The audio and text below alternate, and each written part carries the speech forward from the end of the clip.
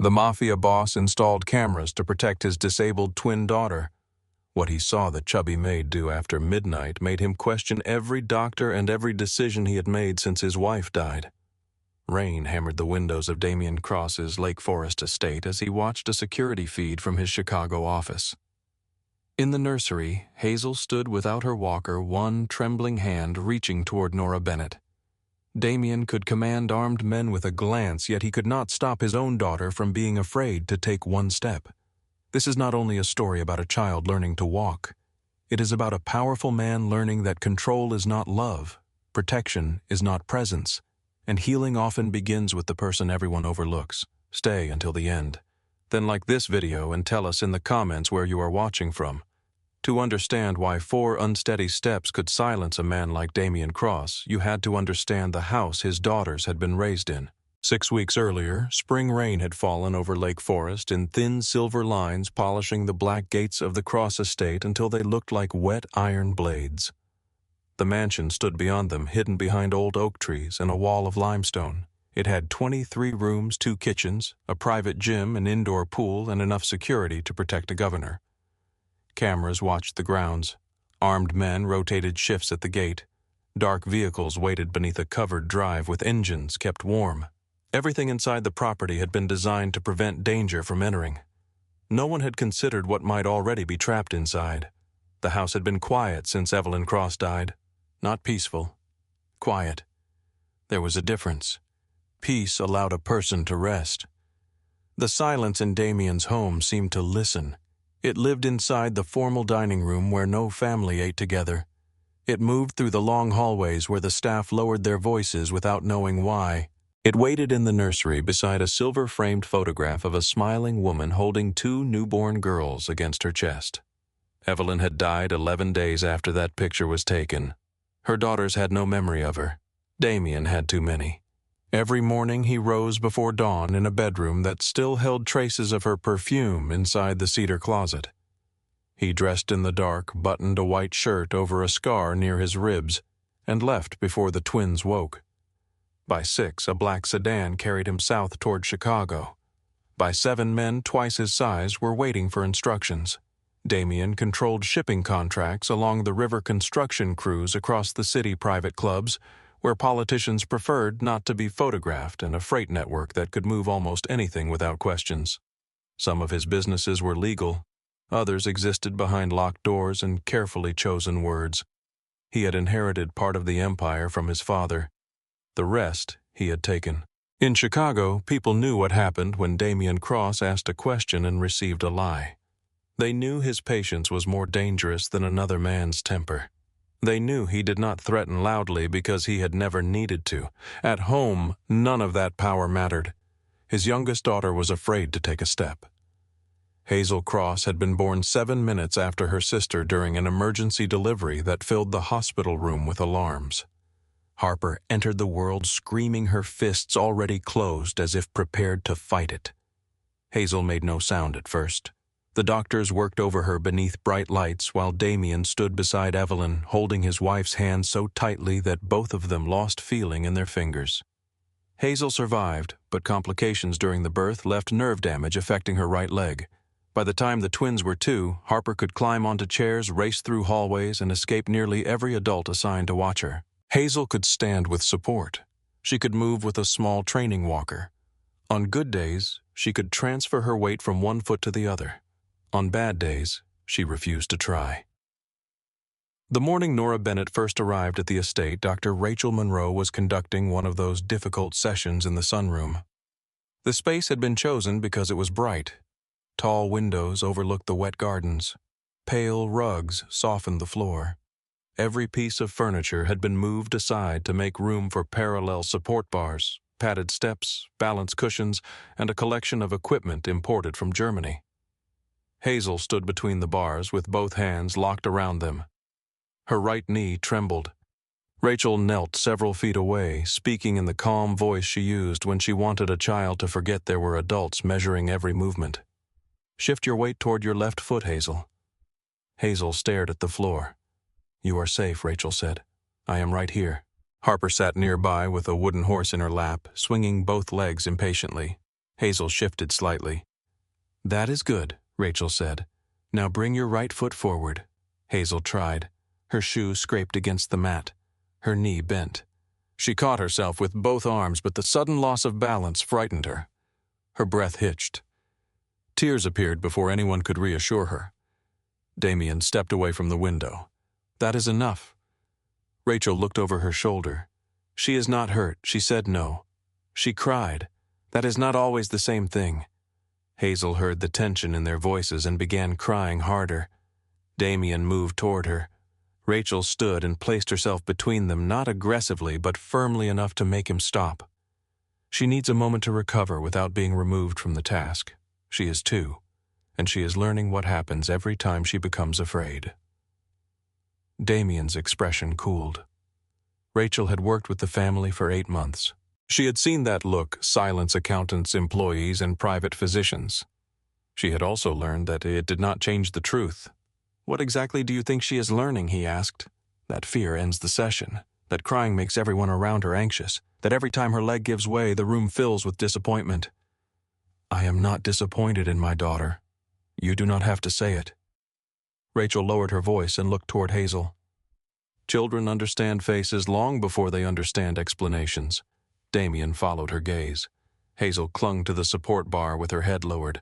Harper had abandoned the wooden horse and crawled beneath the equipment to wrap both arms around her sister's leg. "It is okay," Harper whispered. "You do not have to." Hazel leaned down until their foreheads touched. Damian felt something tighten inside his chest.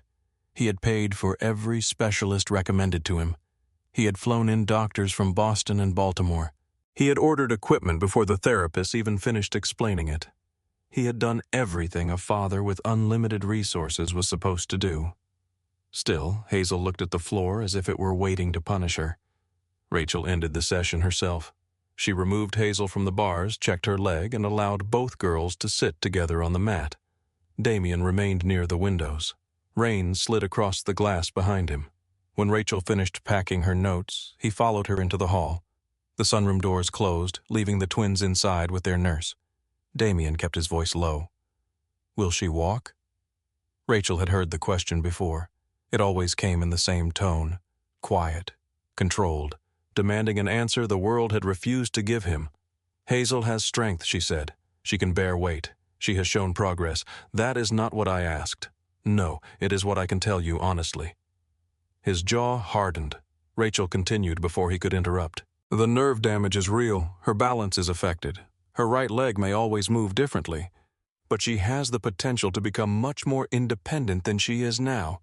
Then why is she getting worse? She's not getting worse physically. She used to try. She used to try before she understood everyone was watching." Damian glanced through the glass doors. Hazel sat with Harper, lining up wooden animals by color. Rachel closed her medical bag. "She does not believe movement belongs to her. She thinks it is something adults ask her to perform. I have never pressured her. You enter every session looking as if the result will determine whether the day is worth surviving." For the first time, irritation left Damian's face. Something more vulnerable appeared beneath it, then vanished. Rachel softened her voice. "You love her, she knows that. But love can still feel heavy when a child thinks she must improve to protect the person giving it." Damian looked away. His reflection hovered in the rain-darkened glass. Black suit. Still posture. A man built from discipline and decisions. Behind the reflection stood his daughter, small enough to fit against one arm, already worried about disappointing him. Rachel left without another word. Damian remained outside the sunroom until his phone vibrated. The name on the screen belonged to a man who had mishandled a shipment near Cicero. Damian answered. His face became unreadable again. By the time he walked toward his office, the father had disappeared behind the boss. That was how the house continued. Hazel practiced with specialists. Harper ran from room to room. Damian left before breakfast and returned after bedtime. The staff kept everything polished. No one laughed unless the children did first. During the previous 8 months, 3 childcare assistants had left. The first lasted 4 days.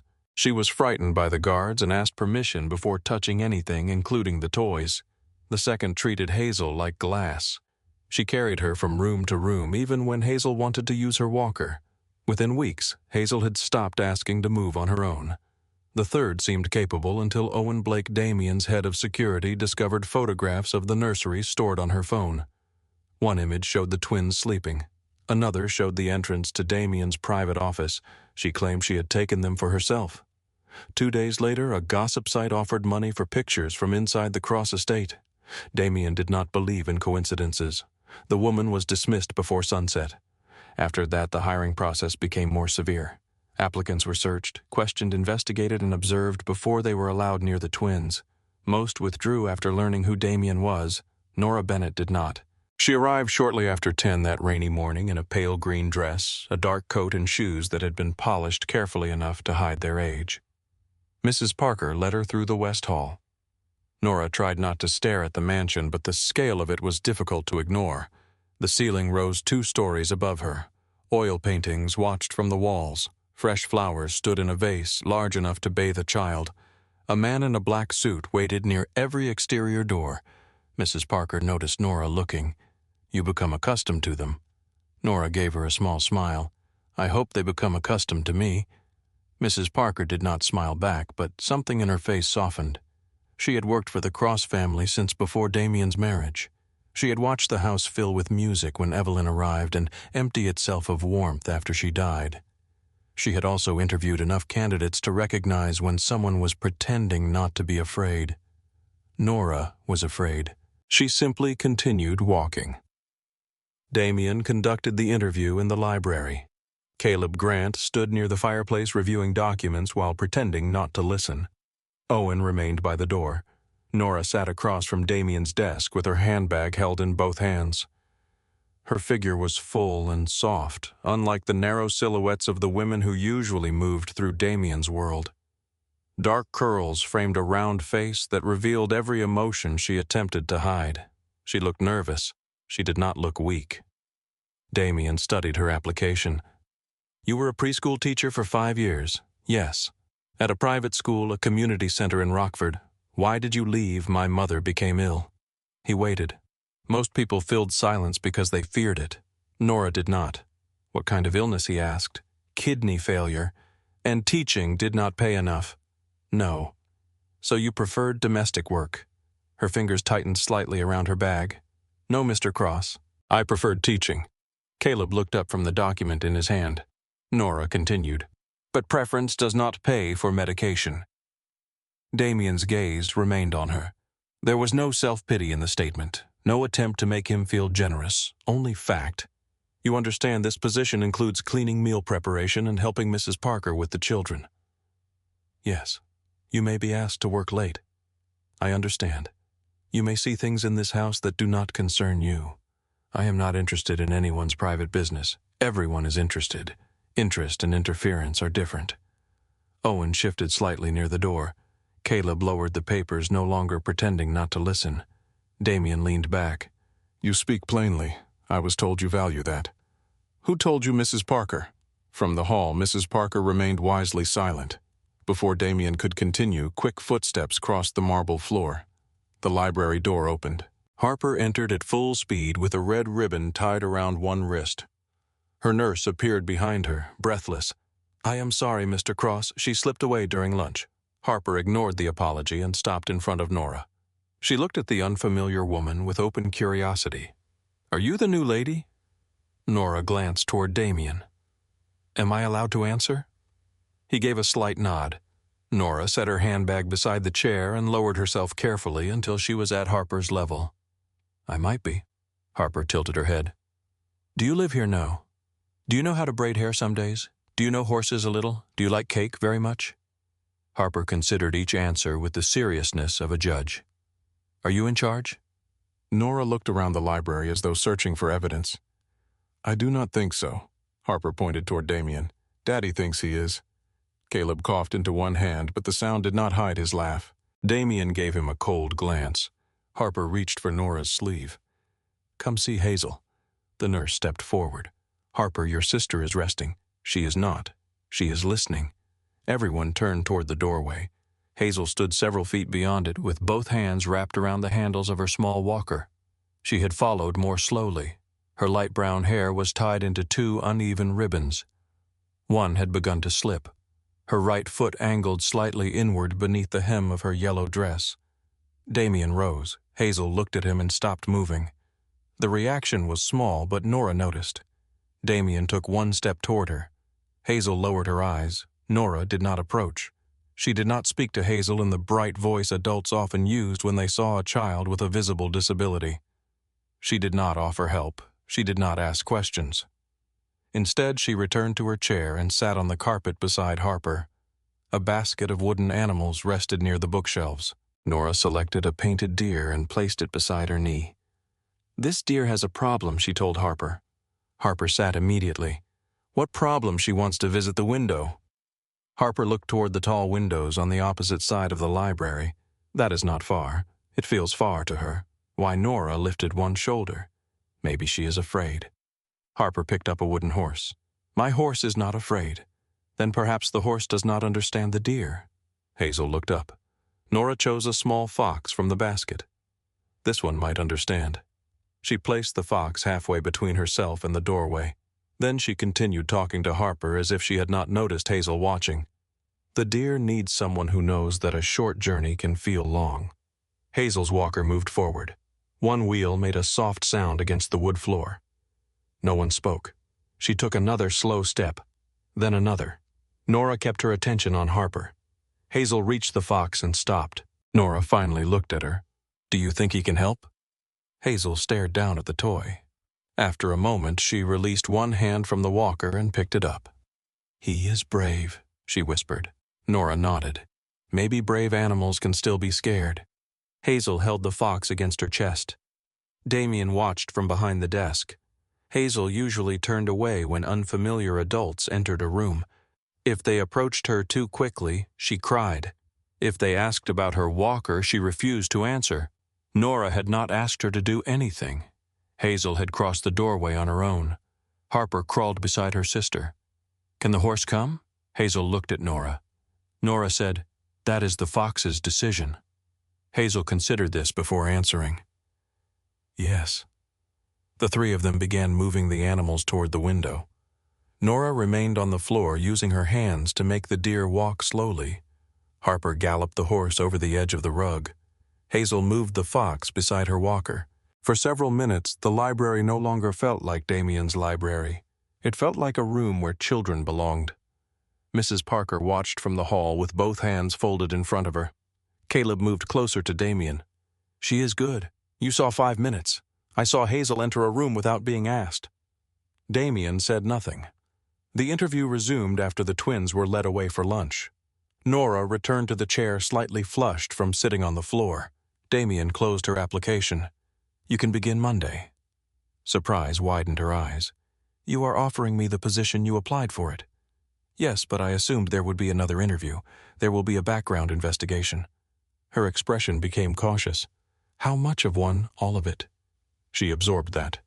"Will you tell me what you find? If there is something you have forgotten to mention, now is the time." "There is nothing." Damian held her gaze. Most people looked away from him after a few seconds.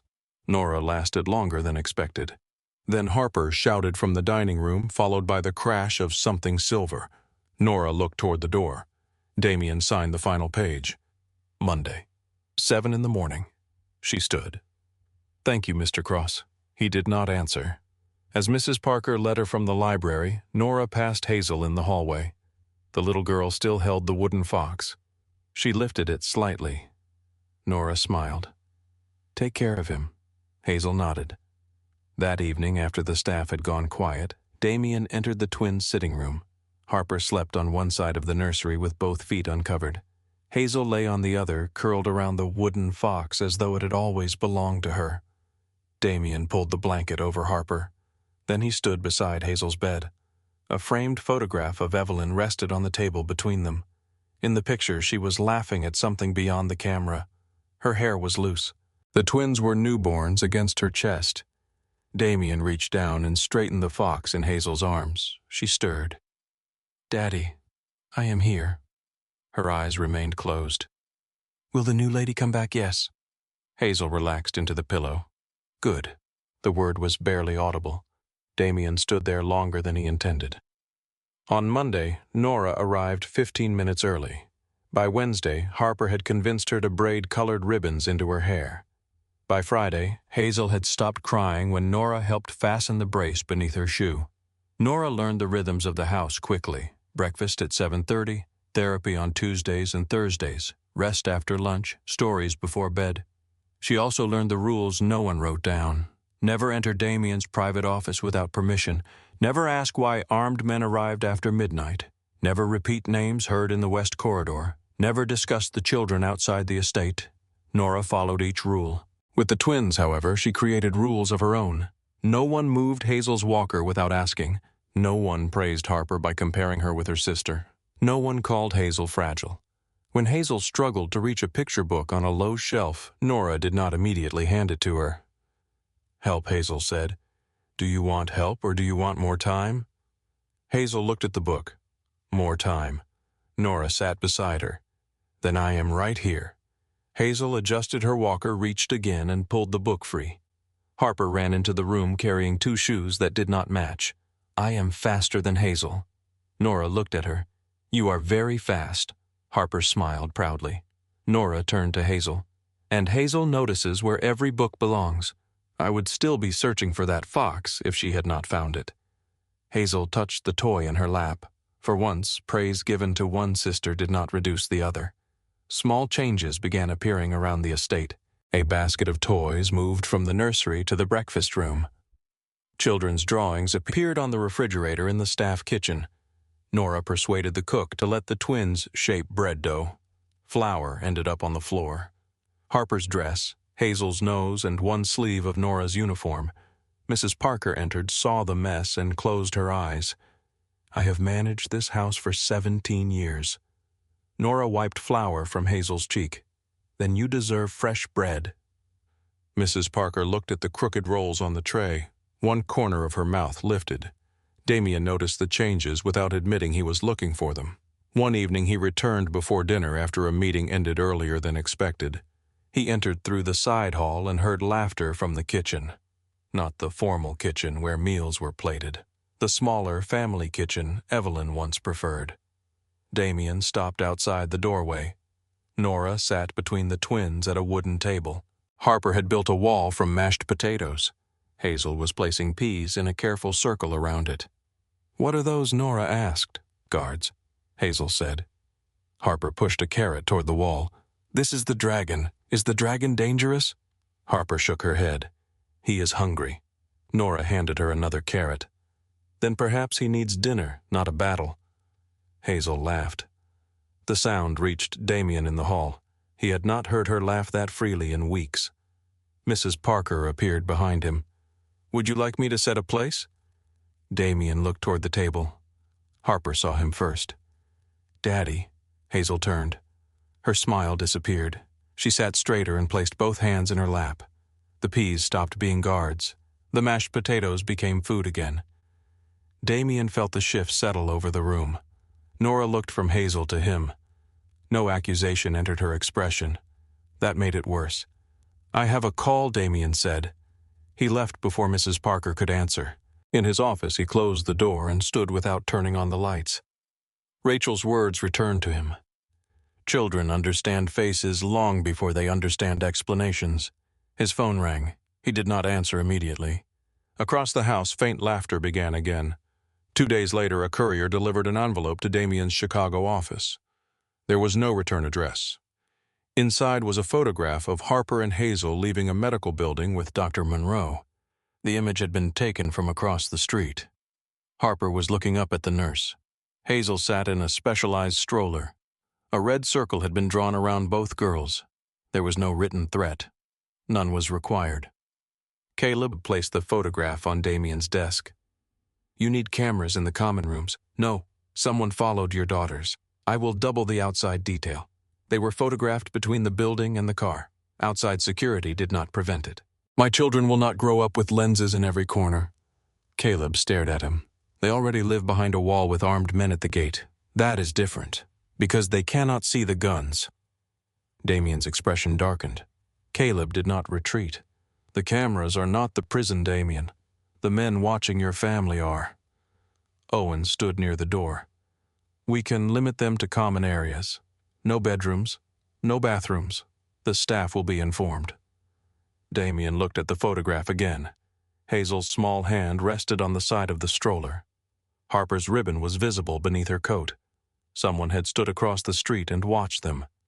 Install them, he said. The work began that afternoon. Small black lenses appeared in the sunroom, library, kitchen, playroom, and main corridors. Each employee signed an updated security disclosure. Nora read every page before signing. Mrs. Parker noticed. Is there a problem? No. You seem uncertain. Nora looked toward the new camera above the sitting room door. I understand why he wants them. But she lowered her voice. Sometimes people start by watching for danger. Then they forget how to stop watching. Mrs. Parker followed her gaze. Mr. Cross has survived by noticing what others miss. Nora signed her name. That does not mean he sees everything. For several days, Damian ignored the live feeds.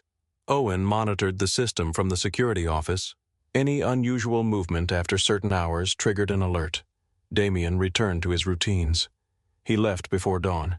He came home after dark. He received updates about Hazel through written reports from Dr. Monroe and Mrs. Parker. The reports said Nora had become helpful during therapy.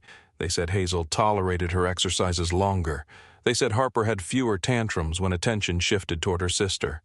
Damian read every line and told himself the information was enough. Then, late one night in his Chicago office, his phone displayed movement inside the children's sitting room. He opened the feed. Nora was kneeling on the carpet. Hazel stood several feet away without her walker. The wooden fox waited between them. By the time the little girl released the chair, Damian had forgotten the men standing in front of his desk. By the time she took her fourth step, he had forgotten how to breathe. And when Nora caught her, Hazel's laughter reached him through the small speaker in his hand. The following morning, a thick file waited on Damian's desk. Owen stood across from him while rain gathered against the windows. No criminal associations, Owen said. No connection to the Bellini crew or anyone working under them. No unusual deposits, no hidden property, no known relationship with the press. Damian opened the file. The first page contained Nora's employment history. The second showed her mother's medical debt.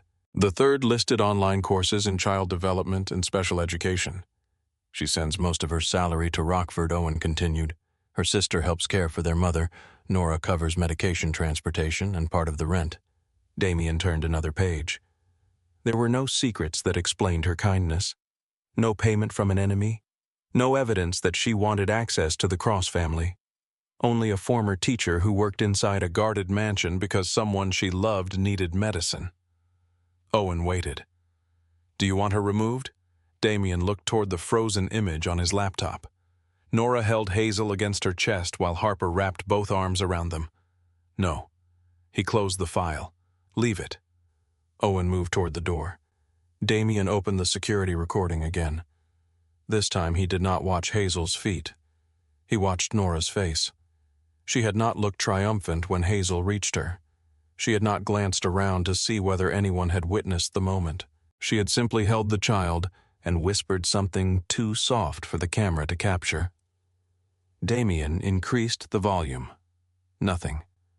For the first time in years, not knowing what had been said bothered him more than any secret his enemies might be keeping. He replayed the recording from the beginning. Damian replayed the recording until dawn began to thin the darkness beyond his office windows. Each time he noticed something new. The way Nora placed the wooden fox just far enough to challenge Hazel but not far enough to frighten her. The way she kept her hands open without reaching too soon. The way Harper held her breath as though she understood the room had become sacred. Most of all, he noticed what Nora did after Hazel fell into her arms. She did not praise the number of steps. She whispered against the child's hair, "You listen to your body." Damian sat back. Doctors spoke about strength, balance, nerves, and measurable progress. Nora spoke as though Hazel's body belonged to Hazel. The distinction stayed with him. The following afternoon, Damian opened the security feed from the back seat of his car. He was supposed to be reviewing shipping records while his driver moved through downtown traffic. Instead, he watched Nora carry a basket of couch cushions into the sitting room. Harper followed her, dragging a blue blanket across the floor. Hazel came behind them with her walker. "What are we making?" Harper asked. "A river," Nora said. Harper dropped the blanket. "There are no fish. There are worse things than fish." Harper's eyes widened. "Crocodiles." Nora looked around with exaggerated caution. "I hope not." Harper immediately began arranging cushions across the blanket. Hazel stopped at the edge. Nora did not tell her to cross. She placed the wooden fox on the first cushion. "Finn has made a serious mistake." Hazel looked down. "He went in the river. He thought it was a shortcut." Harper climbed onto the first cushion and stretched both arms for balance. "I can rescue him." Nora touched her shoulder. "You can help. Hazel knows him best." Harper looked at her sister. Hazel tightened her grip on the walker. "I cannot jump." "No one asked you to jump," Nora said. Hazel studied the cushions. Nora knelt beside the first one. "The river is pretend. Your choice is real." Damian lowered the records in his lap. Hazel rolled the walker closer. She placed one foot on the first cushion while keeping both hands on the handles. The soft surface shifted. Her face tightened. Nora did not move. "Is the ground different?" she asked. Hazel nodded. "What does your foot say? It is soft. Does soft mean unsafe?" Hazel pressed down again. "No." She moved her other foot forward. Harper bounced on the next cushion. Nora gave her a warning look. Harper froze. Hazel reached the fox. She picked it up and smiled. "Finn is safe." Nora pointed toward the far side of the blanket. "He still has to get home." The game continued for 20 minutes. Hazel crossed the river 3 times. She practiced shifting her weight, lifting her right foot, and recovering when the cushions moved beneath her. No one called it therapy. By the end, she was laughing too hard to notice the effort. Damian closed the feed when his driver stopped outside a private club. For the rest of the meeting, he kept seeing the blue blanket on the floor. Over the next several days, the games changed. Colored paper circles became stepping stones through a forest. A row of chairs became train stations. Stuffed animals waited to be rescued from beneath tables. Nora used every object in the room to make movement feel less like judgment. She also began attending Hazel's sessions with Dr. Monroe. At first, Rachel watched her with professional caution. Nora stood near the wall while Hazel worked between the support bars. Rachel guided the child through a slow transfer of weight. "Left side," she said. "Now bring the right foot forward." Hazel stared down and refused. Nora remained silent. After several attempts, Rachel ended the exercise. When Hazel left with Harper, Nora approached the equipment. "Can I ask you something?" Rachel gathered her notes. "You can." "What exactly are you trying to teach her body?" Rachel looked up. "Control, balance, strength, safe movement. Which movement matters most this week, weight transfer?" Nora glanced toward the hallway where Hazel had disappeared. "If I build games around that, will you show me what is safe?" Rachel studied her. "Encouragement cannot repair nerve damage. I know. Games cannot replace rehabilitation. I know that too." "Then what are you asking?" Nora folded her hands. "Tell me what her body needs to practice. I can help her stop feeling punished while she practices it." Rachel's expression changed slightly.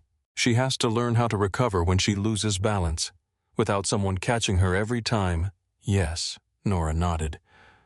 "Then I need to teach her that the floor is not angry." Rachel almost smiled. For the first time, the two women began working together. Rachel designed the goals. Nora disguised them as adventures. Harper became part of the process, though not always successfully. One morning, Nora hid the wooden fox beneath a low table. Hazel needed to move from her walker to the edge of a chair, then take 2 supported steps to reach it. Harper rushed ahead. "I found him." She pulled the fox out and waved it in the air. Hazel's face fell. "I was going to." Harper frowned. "You were too slow." The room changed. Hazel lowered herself into the chair and turned away. Nora took the fox gently from Harper. "Come with me." Harper followed her to the other side of the room. Nora knelt. "Your legs move very quickly." Harper smiled. "They are the fastest." "They might be." Harper waited for praise. Nora continued. "But when you run ahead every time, Hazel never gets to finish. She takes too long. It feels long to you." Harper looked toward her sister. Hazel sat with her back turned. Nora placed a hand against Harper's chest. Helping someone does not always mean pulling them forward. What does it mean? Sometimes it means waiting beside them. Harper considered this. Children often understood more than adults expected when the truth was given without shame. She carried the fox back to the table and placed it where it had been. Then she sat on the floor beside Hazel. "I can wait." Hazel looked at her. Harper pointed toward the toy. "You get him." Hazel stood with the walker. She moved slowly. Harper did not touch the fox. When Hazel finally reached it, Harper clapped once, then covered her own mouth as though remembering the rule. Hazel laughed. From his office, Damian watched the entire exchange. He had spent his life believing speed was power. In his world, hesitation invited attack. Delay cost money. A man who could not keep up was left behind. Harper had learned the same instinct without anyone teaching it to her. Run first, win first, do not wait.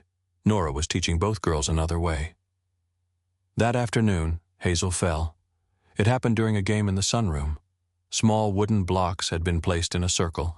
Nora called them houses in a village. Hazel moved between a chair and the support bar while Harper carried tiny figures from one house to another. Hazel released the chair. She took one step, then a second. Her right ankle turned beneath her. The fall was sudden. Her elbow struck the padded floor with a dull sound. Damian stood so quickly that his chair rolled backward into the wall. Hazel screamed. Nora reached her in an instant. She checked her head first, then her arm, then her leg. "Look at me," Nora said. Hazel's face was red with terror. "It hurts, I know." Nora pressed gently around the elbow. "Can you move your fingers?" Hazel did. "Good. Can you bend your arm?" Another small movement. Harper hovered nearby, frightened and silent. Damian reached for his phone. One call would bring Owen into the room. Another would end every private session Nora had created. Before he pressed the screen, Hazel cried, "I am bad at walking." Nora stopped examining the elbow. She looked directly into Hazel's eyes. "That fall hurt." Hazel nodded. "It scared you?" Another nod. Nora sat on the floor and drew the child against her. "But your legs did not betray you." Hazel's breathing slowed. "They dropped me. They lost balance. I do not like them." Nora held her closer. "Your legs are still learning how to speak to the floor." Hazel buried her face against Nora's shoulder.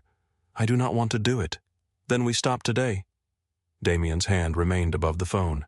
Nora did not ask Hazel to stand again. She did not insist on ending with a successful attempt. She brought the fox beside her and said the village was closing early because one of its bravest travelers needed rest. Harper sat beside them. The three remained on the floor until Hazel stopped crying. Damian ended the feed. The anger came quickly because anger was familiar.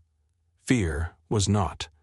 By the time he reached the estate the following morning, he had convinced himself the distinction did not matter. Nora was in the library placing books on a low shelf when he entered. She turned. "Good morning, Mr. Cross. You allowed Hazel to fall." Nora's hand stopped. For 1 second, surprise crossed her face. Then she understood. "You watched the recording. That is not an answer. I was close enough to prevent a serious injury. You were not close enough to prevent pain. No one is." The words landed with more force than she intended. The library became silent. Nora lowered the book she was holding. Damian stepped closer. "You forget who you are speaking to." Her face paled slightly, but she did not retreat. "No, Mr. Cross. I know exactly who you are. And you believe that gives you permission to risk my daughter. I did not risk her. She fell. She will fall again." His expression hardened. Nora continued before fear could silence her. "Hazel cannot learn balance if every person around her treats the floor like an enemy. My daughter is not an experiment, and she is not broken." Neither of them moved. Damian had heard men insult him, challenge him, and beg him. No one had ever spoken about Hazel that way. Not as a tragedy, not as a problem to be solved. Nora's voice softened. "I work with Dr. Monroe. She gives me the goals. She shows me what is safe. Why was I not informed? Because you receive reports about Hazel as if she is one of your companies." His eyes narrowed.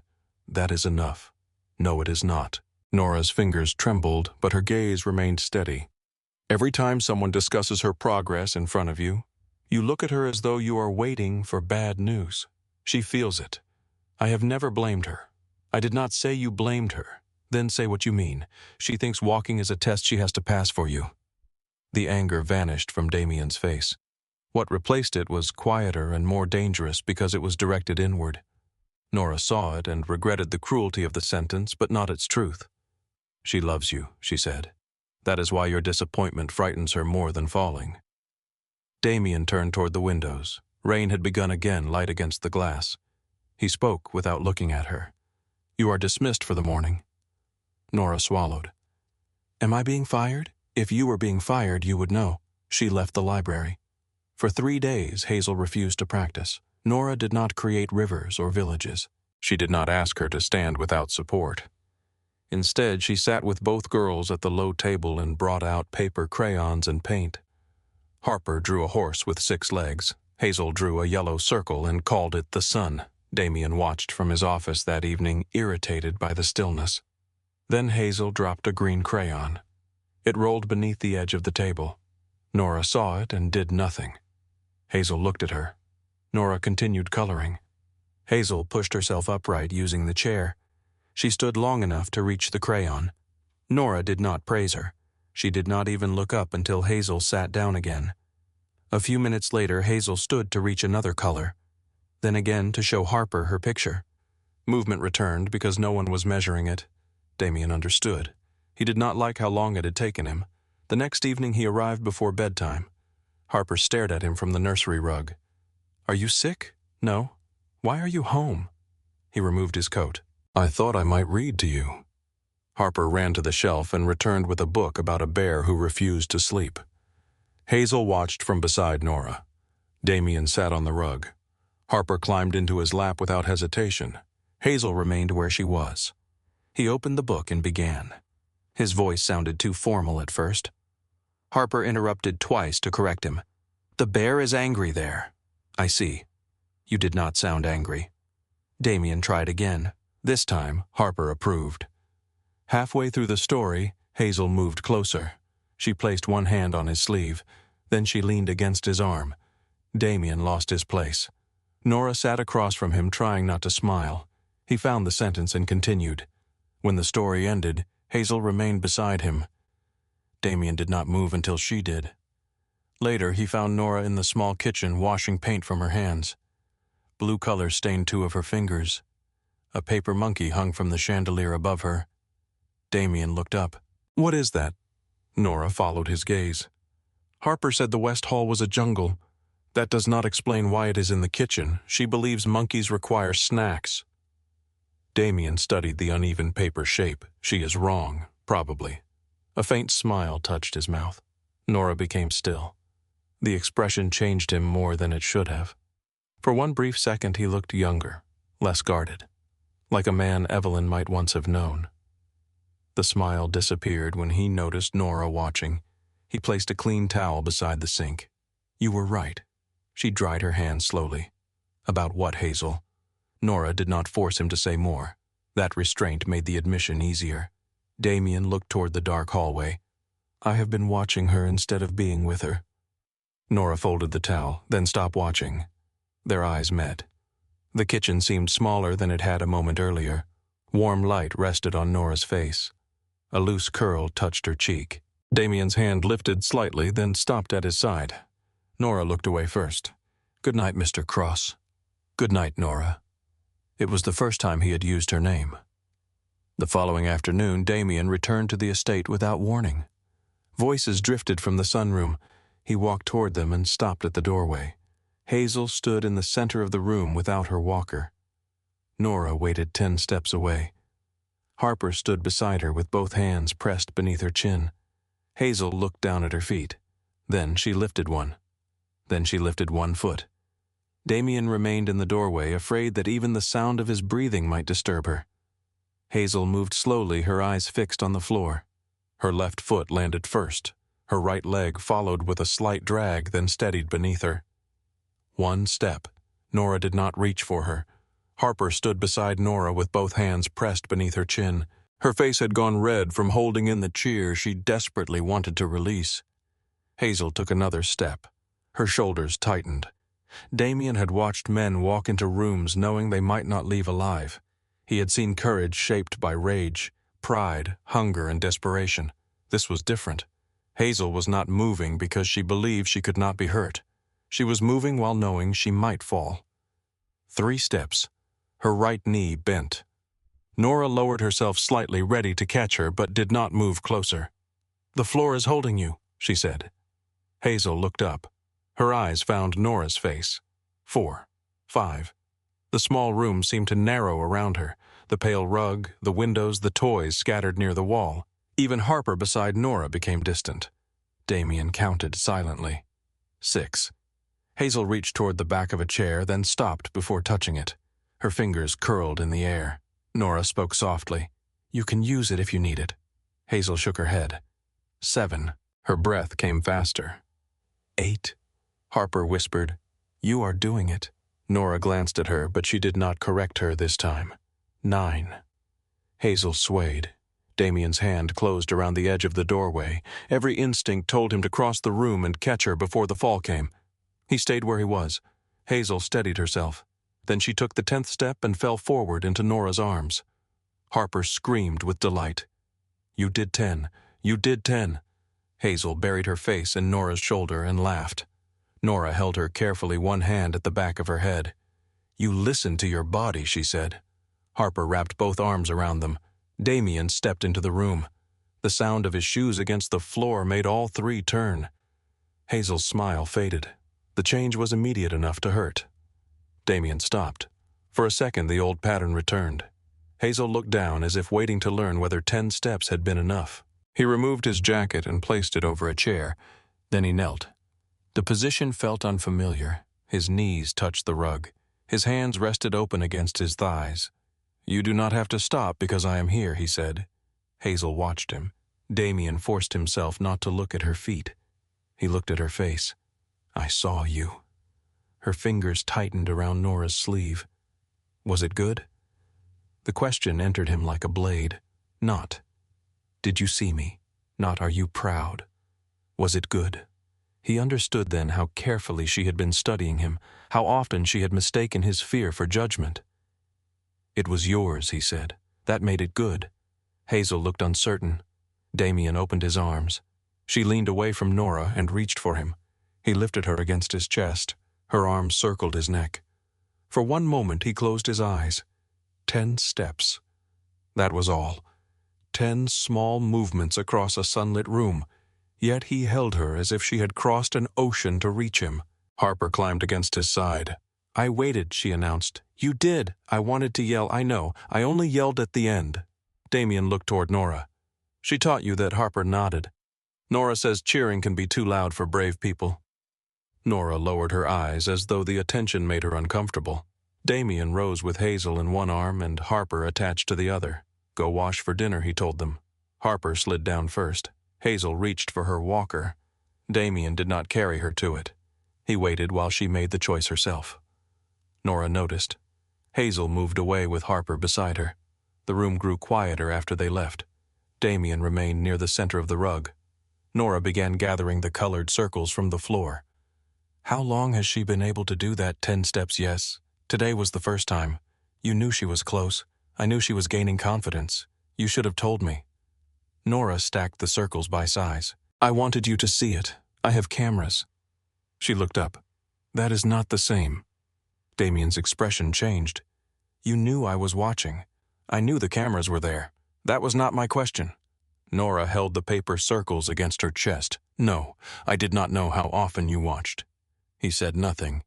She studied his face, and his silence gave her the answer. "How often, that is not relevant. It is relevant to me. The cameras were installed for security. Security does not require you to replay private moments with your daughters." His gaze sharpened. "You signed the disclosure. I signed a form saying common rooms were monitored. I did not sign away every moment of trust inside them." Damian's jaw tightened. Nora took a breath before continuing. "I understand why you installed them. I understand that people have threatened your family. But there is a difference between protecting a room and living inside it through a screen. You think I should apologize for watching my own children. I think you should ask yourself why watching feels safer than walking through the door." The words settled between them. No one else in Damian's life would have spoken them. Even Caleb chose his moments carefully. Nora rarely seemed to choose at all. The truth arrived in her voice before fear could stop it. Damian looked toward the hallway. She changes when I enter. Yes. You noticed? Yes. His voice lowered. Why Nora set the circles down? Because she wants something from you that she cannot measure. What's your peace? He turned back toward her. Nora continued. She thinks if she walks far enough, you will stop being afraid. Damian felt the room tighten around him. You cannot know that. No. But I know what children do when they love an unhappy parent. They start believing happiness is their responsibility. For several seconds, neither moved. Outside, wind stirred the trees beyond the windows. Sunlight flashed across the glass and disappeared. Damian looked at the place where Hazel had stood. A recording can show me whether she is safe. Yes, it can show me whether she is progressing. Yes. Then why is that not enough? Nora's voice softened. Because a recording can show you her feet. It cannot let her see your face when she reaches you. The answer struck deeper than accusation. Damian looked down at his empty hands. When he spoke again, his voice was controlled. You may go. Nora studied him, uncertain whether she had gone too far. Mr. Cross, you are not being dismissed. She released a breath. I was not asking that. No, you were waiting to see if I understood, do you? Damian looked at her. Go help the girls with dinner. Nora did not press him. She left the room. That night, Damian did not open the cameras. He came home before bedtime instead. He sat beside Hazel while she removed the brace from her right leg. He asked whether it hurt. She told him the skin near her ankle felt sore. He listened while she explained that the floor felt soft in the sunroom and hard in the kitchen. He did not correct her words or turn the conversation into a report. When she asked whether 10 steps were a lot, he answered carefully. They were a lot for today. What about tomorrow? Tomorrow can belong to tomorrow. Hazel seemed satisfied with that. After she fell asleep, Damian stood near the nursery window. Nora was across the room folding small shirts into a drawer. You said that to her, he said. She looked over. What tomorrow can belong to tomorrow. A faint smile touched her face. I might have. She remembers everything. So do you. Damian looked at her. Nora returned to the shirts. He noticed the shadows beneath her eyes. You are tired. I am working. That was not an answer. It was the answer available. He should have left. Instead, he remained near the window. What do you do after you leave this house? Nora paused. Study. For what a certification in special education. You did not put that on your application. I had not completed enough courses. How long have you been taking them? Almost a year. Damian considered this. You work here all day, then study at night. Yes, and you send most of your salary to Rockford. Nora stopped folding. Her expression changed. You read the investigation. I read everything connected to this house. My mother is not connected to this house. You are. The answer came too quickly. Nora looked at him. The room seemed suddenly smaller. Damian corrected himself. You care for my daughters. That makes your circumstances relevant. Relevant to your security, to whether you are able to continue working. She placed the shirt into the drawer. My mother has kidney failure. My sister takes her to treatment. I pay for what insurance does not cover. Why did you not ask for an advance? Because I have been employed here for 6 weeks. That does not answer the question. Yes, it does. Damian waited. Nora closed the drawer. I applied for a job, Mr. Cross. Not a rescue. Something in her tone made the sentence final. Damian understood pride. He had built much of his life around it. But Nora's pride was different. His demanded distance. Hers protected dignity. He left the nursery without offering money. The next evening he found her at the kitchen table after midnight. The house was dark except for a lamp above an open textbook. Notes covered several pages in her careful handwriting. A cup of coffee sat untouched beside her. Nora had fallen asleep with one hand beneath her cheek. Damian stood in the doorway. Without the Navy uniform and the attentive expression she wore around the children, she looked younger. A loose sweater covered her shoulders. Her curls had escaped the clip at the back of her head. He stepped closer. The textbook chapter concerned childhood anxiety and motor development. A photograph rested between 2 pages. Nora stood beside an older woman with the same brown eyes. Both were smiling in front of a small brick house. Damian touched the edge of the photograph, then stopped himself. Nora stirred, her eyes opened. For a second, alarm crossed her face. Then she recognized him. "What time is it late?" She sat upright and closed the textbook. "I lost track. You were asleep." "That too." Damian glanced at the cold coffee. "You work 14 hours and study after everyone is asleep. You work more." "I am paid more." That is one way to describe it. He almost smiled. Nora reached for the photograph. Damian moved his hand away. "Your mother?" "Yes. She looks like you. She would say I look like her." "Does she know where you work?" "She knows I work for a wealthy family outside Chicago. She does not know my name." Nora met his eyes. "My mother worries enough." He understood the answer. Most people wanted others to know they had entered Damian Cross's home. They treated proximity to him as a kind of power.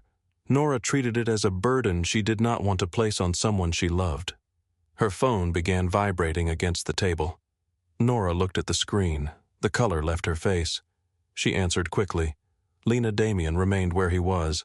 Nora turned slightly away. Her sister's voice was too faint for him to understand, but he heard the panic within it. When Nora stood, "Did they call the doctor?" A pause. "No, do not leave her alone. I am coming." She ended the call and began collecting her papers with shaking hands. "What happened?" Damian asked. "My mother collapsed after dialysis." "Where is she, Rockford Memorial?" Nora pushed the textbook into her bag. "I need to tell Mrs. Parker. You need to leave." "I know. I will have a car brought around." She stopped. "I can take the train. At this hour I have done it before. You are not taking the train." Her fear turned sharp. "Please do not make this difficult. I am making it faster. I cannot afford a private driver. You are not paying for one. I cannot accept that. It is transportation, not charity." Nora tightened the strap of her bag. "I will lose tomorrow's hours." "No." She looked at him. "You are not scheduled to work. I am always scheduled, not tomorrow. I need the pay. You will receive it. That is charity. It is paid family leave." Nora stared. "You did not have that policy yesterday. I do now." For one breath, despite everything, she nearly laughed. The sound broke against the fear in her chest. Damian called Owen. Within 10 minutes, a car waited outside. Nora stood beneath the covered drive while rain struck the stone beyond the roof. Damian held the door open. She hesitated before getting inside. "Thank you. Call Mrs. Parker when you arrive." "I will. And Nora." She looked back. "If the hospital needs anything, tell me." Her expression became guarded again. "My mother needs her daughter." Damian nodded. "Then go be one." The car disappeared through the gates. Nora reached Rockford before 2 in the morning.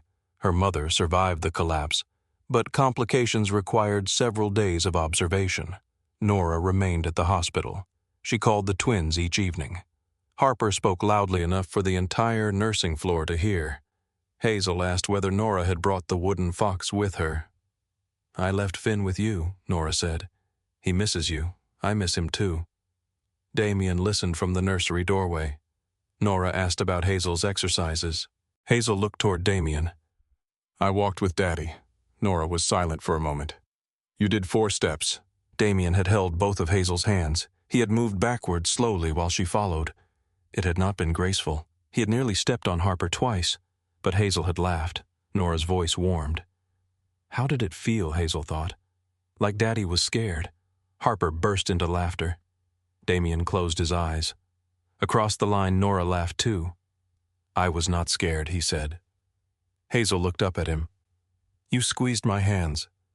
Nora tried to hide another laugh. Damian took the phone. "Your mother needs rest. So do you." "Yes, Mr. Cross." The formality sounded deliberate. He handed the phone back to Hazel. After the call ended, Harper asked, "When is Nora coming home?" Damian looked toward the dark screen. Soon. He had not expected the estate to feel different without her. The staff still worked. The meals still arrived on time. Dr. Monroe continued Hazel's sessions. Yet the room seemed to remember the absence of Nora's voice. The children felt it too. Harper became restless. Hazel asked more often to be carried. On the third day, Owen entered Damian's office with a photograph. This one had been taken outside the hospital in Rockford. Nora stood near the entrance holding a paper cup. A dark sedan was visible behind her. Owen placed another photograph beside it. The same vehicle had appeared 2 blocks from the Cross estate the previous week. Bellini, Damian asked. Possibly. The plate is false. Was she followed? One of our men noticed the car after she arrived. Damian's expression hardened. You sent someone with her. I sent protection. She did not know. Where is the vehicle now gone? Damian looked at Nora's image. The threat was no longer limited to the twins. Someone had watched a woman simply because she worked in his home. Bring her back with security. She may refuse. She does not get to refuse danger. Owen did not move. Damian looked up. What that sentence might be the reason she refuses. Damian leaned back. Owen had served him for 12 years. He spoke rarely unless the truth was necessary. Keep her covered, Damian said, quietly. Nora returned the following evening. Her mother had stabilized, though another procedure might be needed. The twins met her near the entrance. Harper threw herself against Nora's waist. Hazel moved faster than usual with her walker calling her name. Nora knelt and held them both. Damian watched from the staircase. For the first time, he understood why the sight disturbed him. It was not suspicion. It was fear of how much the house had begun to need her. At dinner, Nora noticed the extra security near the rear windows. She waited until the children were asleep before confronting him. Damian stood in the library pouring a drink. You had me followed, she said. He set the bottle down. I had you protected, without telling me. There was no reason to alarm you. A car watched me outside the hospital. You saw it, my sister did. Damian's silence confirmed the rest. Nora stepped farther into the room. You knew. Owen identified the vehicle. And you decided I did not need to know. I decided you did not need another burden while your mother was ill. You controlled the information. I protected you. No. Her voice remained quiet, but anger sharpened every word. You protected your idea of me. The woman who works in your house follows your rules and remains calm because you keep the frightening parts hidden. The frightening parts are handled by men trained to handle them. And if one of those men fails, he will not. That is not an answer. Damian's hand tightened around the glass. In my world, information can put people in danger. In your world, perhaps. In mine, ignorance does. He moved closer. You think honesty would have made you safer? It would have allowed me to choose. His expression darkened. I do not allow people under my protection to choose carelessness. Nora stared at him. There it is. What the part of you that believes protection and control are the same thing. Damian said nothing. She continued. You installed cameras because someone threatened your daughters. You watch the recordings because you are afraid to miss danger. You keep information from me because you are afraid I will leave. His gaze became cold. You are overestimating your importance. The words landed. Nora's face changed not dramatically, but enough. She nodded once. Then there should be no difficulty telling me the truth. She turned toward the door. Damian knew he had hurt her. He also knew the sentence had been a lie the moment he spoke it. Nora. She stopped but did not turn. The car belonged to people connected to Vincent Bellini. Her shoulders stiffened. He controls territory west of the city. We have been in conflict for several months. Conflict, yes, that word seems very clean. It is the word I am giving you. Nora turned then. Was my family in danger? Not directly. You cannot know that. No. The admission cost him more than any denial would have. She studied him. Thank you for finally saying it. I will increase protection around your mother. You will ask first. Nora, you will ask. Damian looked at her for a long moment. Then he nodded. Yes. The answer surprised both of them. Nora left the library. Damian remained beside the untouched drink. Later that night, Hazel woke from a dream. Damian heard her crying through the nursery door. Nora arrived at the same moment. They entered together. Hazel sat beneath the blankets, clutching the wooden fox. Mommy was lost, she whispered. Damian stopped. The twins rarely spoke about Evelyn. Their understanding of death was still scattered, built from photographs and careful explanations. Nora sat on the edge of the bed. Do you want your father? Hazel nodded. Damian sat beside her. She climbed into his lap. "Where is Mommy?" He had answered the question before. Usually he said she was gone. Sometimes he said she had died before the girls could remember her. The words had always felt too small. This time he reached for the photograph on the bedside table. He showed Hazel the woman smiling beneath summer sunlight. "Your mother loved music," he said. Hazel touched the glass. "Did she sing badly?" Nora lowered her eyes to hide a smile. Damian continued. "She burned toast every Sunday. She hated cold weather. She bought too many flowers and forgot to water them. Like Harper. Exactly like Harper." Hazel smiled. "Did she know me?" The room became still. Damian looked at the photograph. "She knew you before you were born. She spoke to both of you every night. Did she know my leg was different?" "Yes." "Was she sad?" His throat tightened.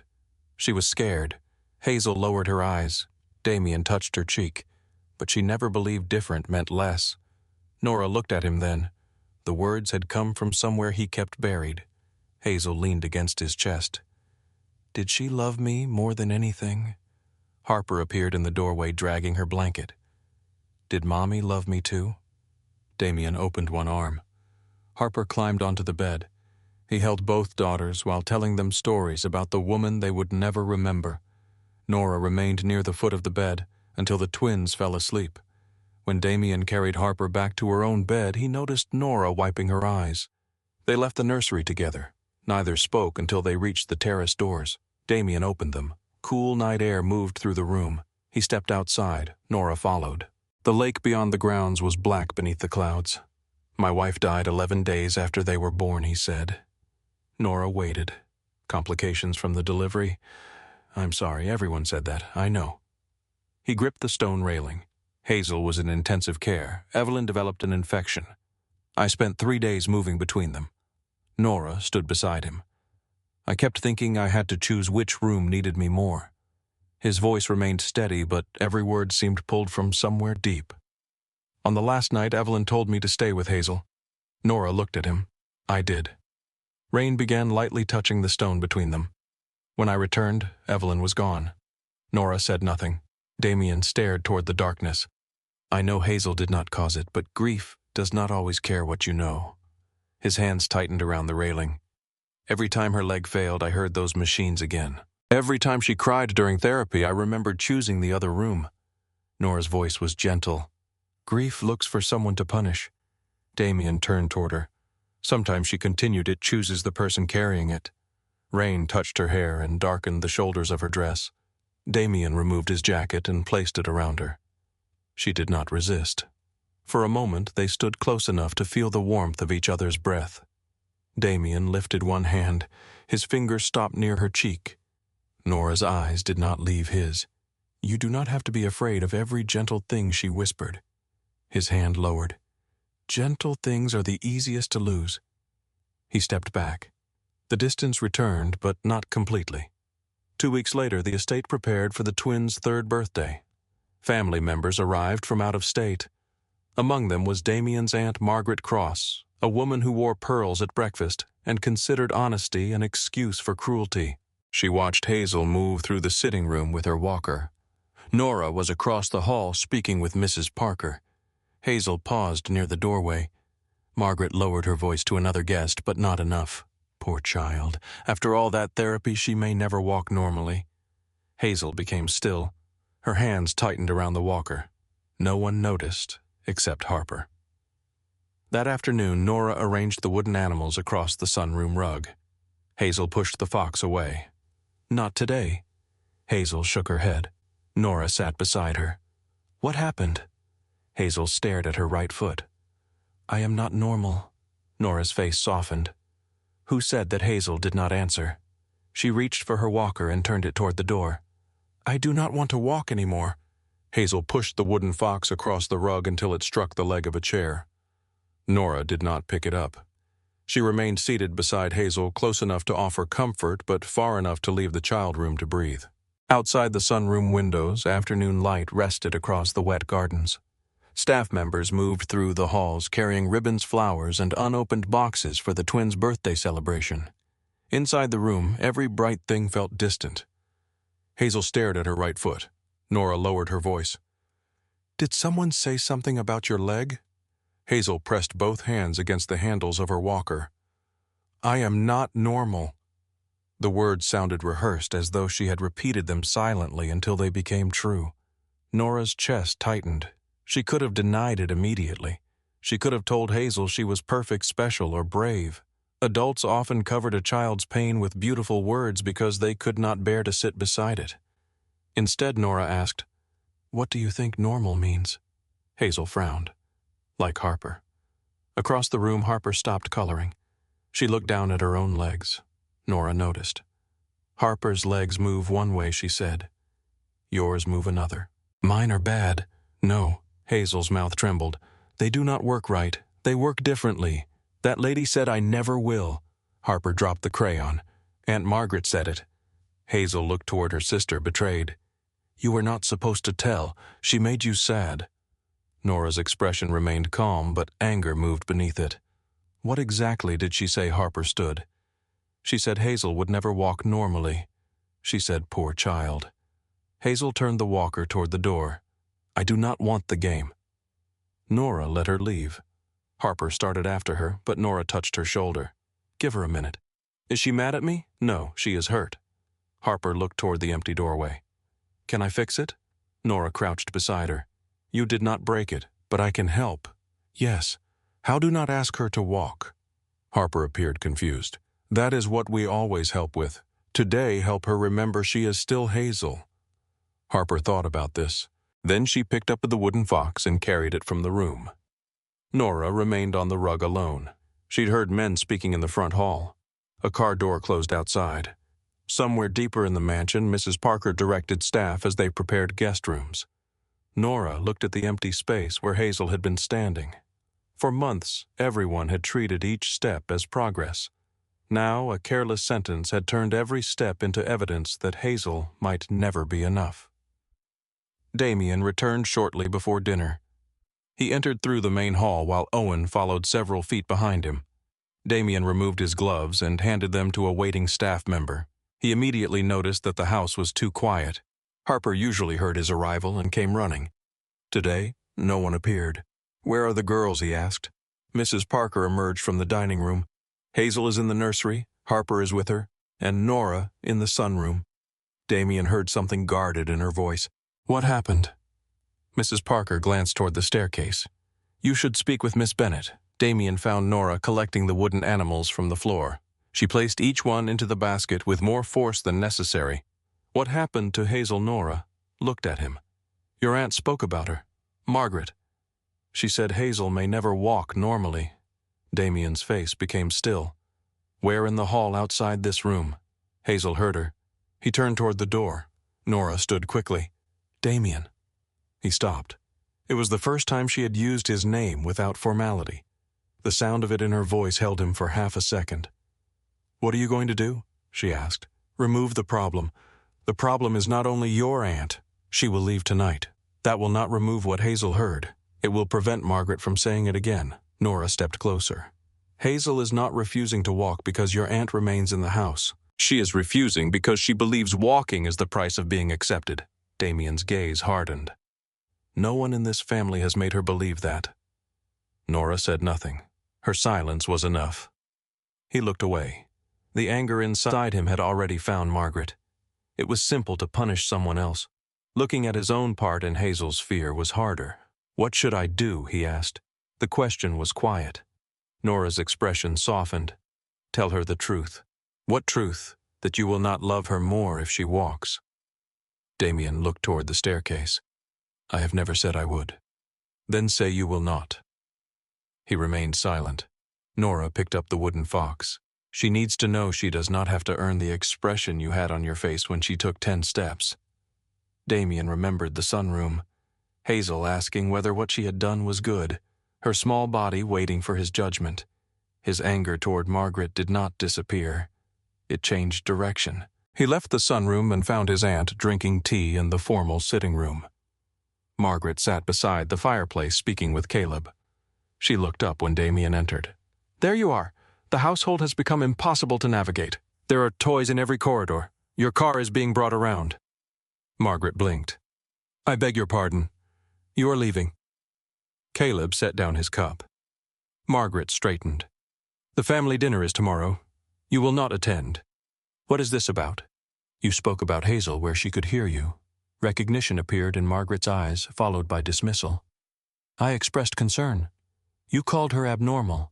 I said she may never walk normally. It was not cruel, it was realistic.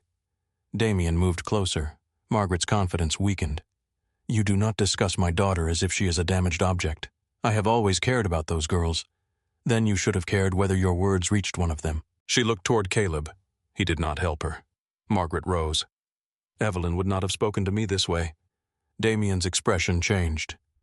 Do not use my wife to defend what you said to her child. The room went silent.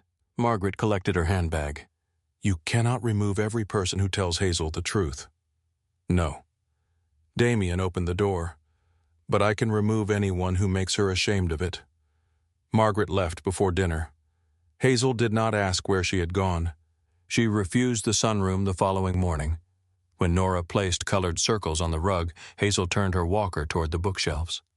When Dr. Monroe arrived, Hazel would not touch the support bars. Rachel sat beside her. Does your leg hurt? Hazel shook her head. Are you tired? Another shake. Do you want to tell me what you are feeling, no? Rachel did not continue the session. After Hazel left, Damian stood beside the equipment with his arms folded. We are losing progress. Rachel closed her medical bag. No, she is protecting herself. By stopping, by refusing to participate in something that now feels like judgment. She was improving. She still is. She will not even stand. Rachel looked directly at him. Her body did not forget what it learned. Her trust was injured. Damian glanced toward the hallway. How long does that take to repair? Rachel shook her head. You cannot schedule trust. Nora entered, carrying a box of paper houses and small wooden people. Damian looked at the toys. What is that village? She said she does not want another walking game. It is not a walking game. Nora set the village on the floor. Hazel returned with Harper several minutes later. She stopped when she saw the familiar equipment pushed against the wall. No colored circles waited for her. No toy had been placed at a distance she was expected to cross. Nora arranged the small houses in a wide circle. This is Willowtown, she said. Harper sat immediately. Who lives there? Anyone who wants to? Harper selected a wooden figure and made it run between two houses. This is me. Hazel watched. Nora held up another figure. This person can move in any way she chooses. She placed the figure beside a tiny wooden chair. She can walk. She can use a chair. She can crawl. She can stay home and read all day. Hazel moved closer with her walker. Can she use wheels? Yes. Can she have a fox? Nora handed her the wooden fox. She can have two. Hazel sat on the floor. For the next hour, the village grew across the rug. Harper made a bakery. Hazel created a library. Nora built a hospital where no one was allowed to speak about patients as though they were not in the room. Rachel joined them and gave one wooden figure a blue cane. No one asked Hazel to stand. No one counted steps. The next day, they played again. Hazel crawled between the houses. On the third day, she used her walker. On the fourth, she stood beside a low table because she wanted to place the fox on the roof of the library. Nora did not celebrate. She asked whether the roof needed a chimney. Hazel remained standing while she added one. Damian watched from the doorway. He had stopped using the cameras unless Owen reported a security concern. Being present was more difficult. It required him to tolerate uncertainty without the protection of distance. It also allowed Hazel to see when he was trying. That evening, Harper ran through the West Hall carrying a paper crown. Her foot caught the edge of a rug. She fell hard on both knees. Harper stared at the floor in surprise. Then she began crying. Hazel moved toward her with the walker. Nora started forward, but Damian touched her arm. They both stopped. Hazel reached Harper first. She lowered herself carefully and placed the wooden fox in her sister's lap. You fell. Harper nodded through tears. Do your legs feel bad? They hurt. Hazel patted her hand. You still got here. Harper looked at the fox. I was running. I know. Hazel leaned against her sister. I can wait with you. Nora covered her mouth. Damian's hand remained lightly against her arm. Neither seemed willing to move and break the moment. Harper stopped crying. The sisters sat together in the middle of the hall while evening light stretched around them. Later, Nora found Damian in the library. The birthday invitation list lay open on his desk, but he was not reading it. She helped Harper. Nora said, "I saw. She did not need to stand to do it." "No." Damian looked toward the framed photograph of Evelyn on the shelf. "I wanted Hazel to walk because I thought independence would protect her. It may protect parts of her, but not all of her." Nora sat across from him. "No child is protected from every cruel word or difficult day. In my world, protection means removing threats. Children are not territories." His mouth tightened slightly. "You enjoy telling me what my daughters are not. Someone has to." He looked at her. A quiet warmth passed between them, softened by exhaustion and the intimacy of too many honest conversations. "I spoke with Rachel," Damian said. "She believes we should stop setting independent walking as a birthday goal." Nora nodded. "So do I. I did not know it had become a goal. It became one without anyone saying it." He understood. The celebration had created a date. The date had created expectation. Every adult who asked about Hazel's progress had added weight to it. Damian closed the invitation book. "Then there is no goal?" Nora studied his face. "Can you mean that when you speak to her?" "Yes. Even if she never walks across that room." The answer did not come immediately. Damian did not hide the pause. Then he said, "Yes." That night he entered the nursery alone. Harper slept with one arm hanging from the bed. Hazel was awake, tracing the ears of the wooden fox with one finger. Damian sat beside her. "Your birthday is soon." Hazel nodded. "There will be balloons, so many that Owen may resign," she smiled. "And cake, 2 cakes, one for me and one for Harper, one for each of you." Hazel looked down at the fox. "Will people watch me? Some people will look at you because they love you. Will they want me to walk?" Damian felt the truth of Nora's warning. He placed both hands openly on the blanket. "You may use your walker." Hazel watched him. "You may hold my hand. You may crawl. You may ask me to carry you. Will you be sad? No. But you want me to walk." He took a breath. "I wanted to know that your body would not keep you from the things you love. My body is me." The simple sentence silenced him. "Yes," he said. "It is." She waited. Damian touched the fox's wooden tail. "I do not want you to become another child. I want you to be safe inside the child you already are." Hazel's eyes filled. "What if I never walk like Harper? Then Harper will still be Harper and you will still be Hazel. Will you be proud I am proud of you before you take a single step?" She searched his face, looking for the fear that usually hid beneath his words. He allowed her to look. He did not force certainty into his expression. He simply stayed. Hazel moved closer and placed her head against his chest. "What if I crawl to you? I may crawl to you first." She laughed. The sound woke Harper. "What are we doing?" crawling, Hazel said. Harper threw back her blanket. "I am the best crawler." Within seconds, both girls were on the nursery carpet. Damian found himself on his hands and knees while they climbed onto his back. Nora stopped in the doorway. The feared leader of the Cross organization moved across the floor with 2 laughing children holding his shoulders. He looked up and saw her. For a moment, embarrassment crossed his face. Nora leaned against the doorframe. "I did not see anything." "Good." Harper pointed toward her. "Catch us." Nora joined them. The race ended when Damian struck his shoulder against the bed and all 4 collapsed on the rug. No one counted who reached the wall first. The morning of the twins' birthday arrived bright and clear. Sunlight moved across the estate after weeks of rain. The garden shone with new leaves and white flowers. Staff opened the terrace doors, allowing fresh air into the ballroom. Paper butterflies hung from the chandeliers. Harper had colored most of them blue. Hazel had chosen gold, red, and green. Some were uneven. One had only a single wing. Mrs. Parker refused to replace it.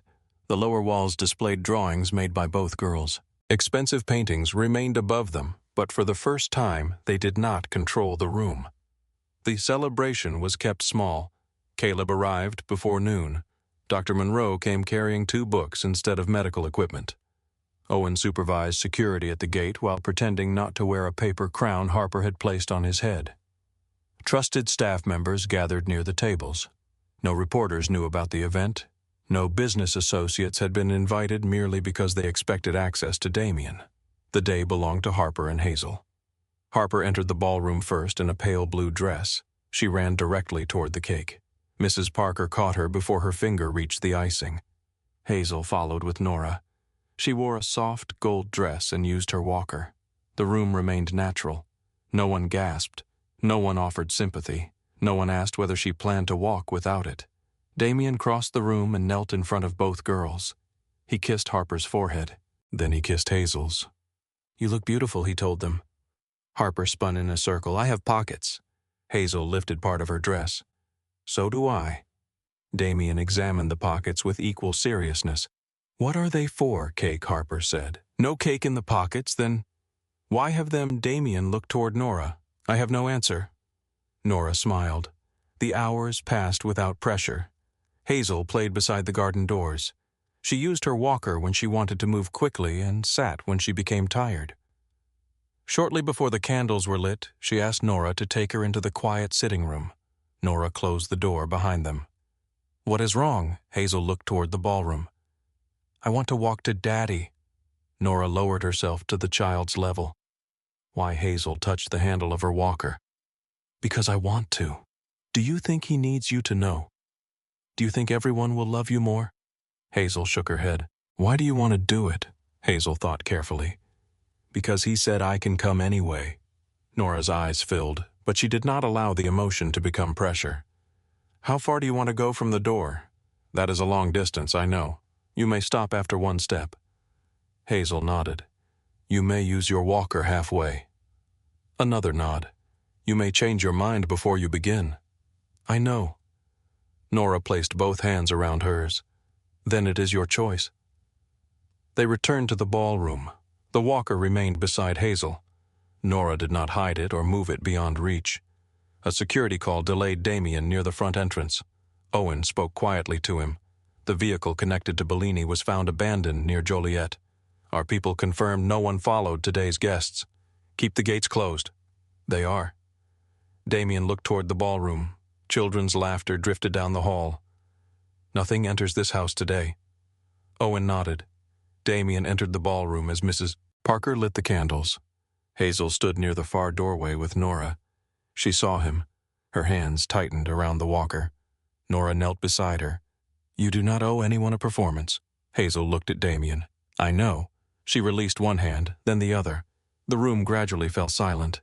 Damian stopped walking. Hazel stood without support. He understood. His first instinct was to cross the room and shorten the distance. Instead, he lowered himself to one knee. His dark suit touched the floor. He opened his arms. "Come to me, Hazel." She lifted her left foot. One step, her right leg followed. Two. Nora remained behind her, close enough to intervene but careful not to touch. Harper pressed both hands over her mouth. 3, 4. Hazel's shoulders tightened. 5. Her right knee trembled. Damian kept his face calm. 6, 7. She wobbled. His body moved forward. Nora's voice reached him from across the room. "Let her choose." Damian stopped. Hazel extended both arms, searching for balance. The room held its breath with her. She steadied herself. 8, 9, 10. Her breathing became louder. She had crossed less than half the room. "I cannot," she whispered. Damian's arms remained open. "You already came farther than I ever asked." Hazel looked at the walker behind her. Then she looked at her father. "You will not be sad. Never because you stopped." The fear on her face changed. It did not disappear. It loosened. Hazel took another step, then another. Her right foot dragged across the floor. She lifted it again. The final distance seemed enormous. Damian did not count. He no longer needed a number. Hazel moved unevenly, slowly, and entirely by her own decision. When she reached him, her balance broke. Damian caught her against his chest. The room erupted in applause, but the sound seemed far away. Hazel wrapped both arms around his neck. Damian buried his face in her hair. For years, men had watched him absorb pain without reaction. They had seen him wounded, betrayed, and threatened without losing control. Now tears moved down his face in front of all of them. Hazel touched his cheek. "Daddy, I came." His voice broke. "You always will." Harper ran across the room and threw herself around them. I waited until the end." Damian laughed through his tears. "You did." He held both daughters on the ballroom floor. Then he looked across the room. Nora stood near the doorway, one hand resting against her chest. She was smiling through tears, but made no attempt to step forward. Damian lifted Hazel and walked toward her. Harper followed, holding the edge of his jacket. He stopped in front of Nora. "You gave me my daughter back." Nora shook her head. "No, she was always yours." "Then what did you give me?" Nora looked at Hazel, then at Harper. "Time to notice." Damian reached for her hand. The room quieted again. His men watched. His family watched. The household staff watched the most feared man in Chicago stand before the woman he had hired to clean his home. Damian did not release her. After the guests left, Nora remained in the ballroom beneath the paper butterflies. She gathered abandoned cups while music played softly from a speaker near the terrace. Damian entered carrying 2 sleeping girls. Mrs. Parker took Harper from one arm and Hazel from the other.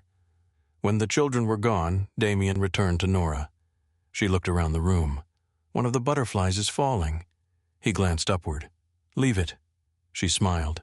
Damian stood beside her. "What would you do if survival did not take all your time?"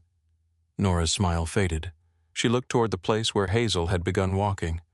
"I would build a place where children like her never feel they have failed before they begin." Damian held her gaze. "Then build it." Nora stared at Damian as though he had spoken in a language she no longer understood. The ballroom had emptied around them. Torn ribbons rested beneath the tables. Half-melted candles leaned into pools of wax. One paper butterfly had slipped loose from the chandelier and hung by a single thread above the place where Hazel had taken her first step toward her father. Nora placed the cup in her hand on a nearby table. "You say that as if buildings appear because you order them to. For me, they often do. That is exactly the problem." Damian's expression remained calm. "You told me what you wanted. I told you a dream. I heard a plan." Nora shook her head. "A center for children requires more than money. It needs licenses, trained therapists, insurance educational programs, and people who understand that progress does not look the same for every child. Then we find those people. You cannot hand me a building and make me qualified to run it. No." The answer surprised her. Damian stepped toward a table and moved one of the fallen paper butterflies away from a candle. "You will complete your certification. Dr. Monroe will direct the clinical program. An independent board will control the foundation. You will not be responsible for medical decisions you are not trained to make." Nora studied him. "You have already thought about this. I started after I found you studying in the kitchen." A quiet realization crossed her face. "You were planning this before Hazel's birthday. I was considering it. Without asking me, I am asking now. The correction mattered." Nora folded her arms. "And if I say no, then I will not build it." Damian said the words without hesitation, but she could see the effort behind them. He was learning to offer without deciding the answer. Nora looked around the ballroom.